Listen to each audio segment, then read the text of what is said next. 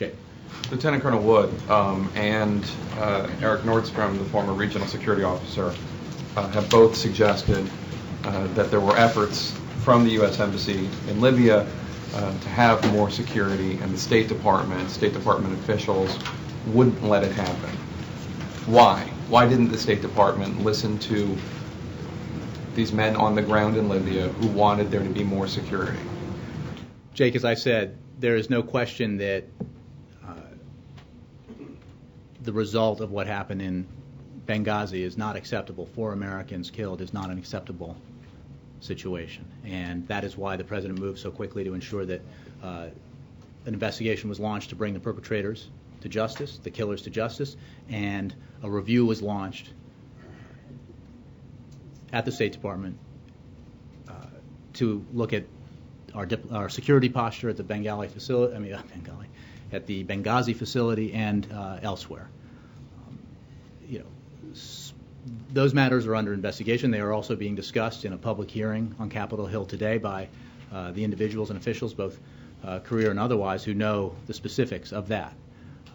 What I can tell you is what the President's interest is in.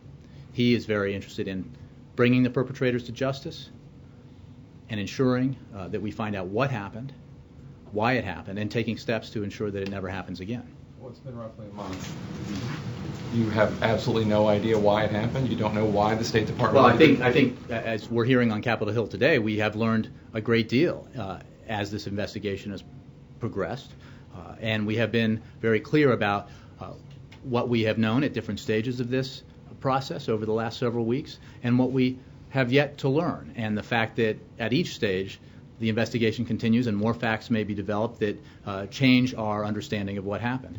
State Department officials are on Capitol Hill today being very clear about what we know now based on the several weeks of investigation that have taken place. They are also making clear that the investigation continues and that the Accountability Review Board that is looking into the issues of diplomatic security is continuing its work. I'm not prepared to preview the results of an investigation or review that are not yet complete, or to second guess what the experts in the field are going to conclude. President Obama, shortly after the attack, told 60 Minutes that regarding Mitt Romney's response to the attacks, specifically in Egypt, the president said that Romney has a tendency to shoot first and aim later. Given the fact that so much was made out of the video that apparently had absolutely nothing to do with the attack on Benghazi, that there wasn't even a protest outside the Benghazi post, didn't President Obama shoot first and aim later? First of all, Jake, I think your assessment about what we know now is not complete. But I would simply say that because I'm just going by what the State Department said yesterday. There is no question that in the region, including in Cairo, there were demonstrations reacting to the release of that video. And I will leave it to those who are testifying on the Hill to talk about as they are. You said yesterday there was no protest. That's not what you said, though. I'm talking about in Benghazi. Right. I'm not disputing that there was a protest, but what we said at the time is our intelligence community assessed that the attack began spontaneously following protests earlier that day at our embassy in Cairo. Okay?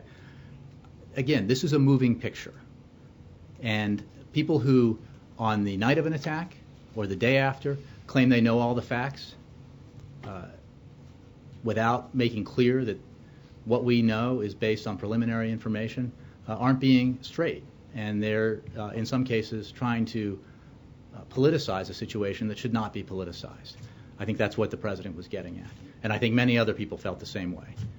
This president's focus has been from day one on going after those who killed 4 Americans, on protecting the thousands of diplomatic personnel we have around the world and those facilities that they work in, and on making sure that a thorough investigation is conducted to find out what happened and that looks into our security posture both in Benghazi and elsewhere.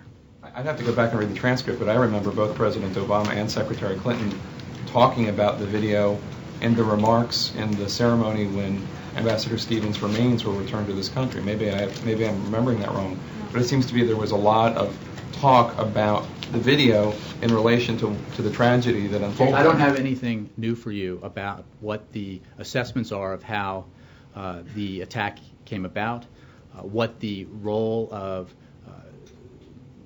protests and demonstrations in other parts of the region were. I will point you to those who are testifying on Capitol Hill about this very matter as we speak.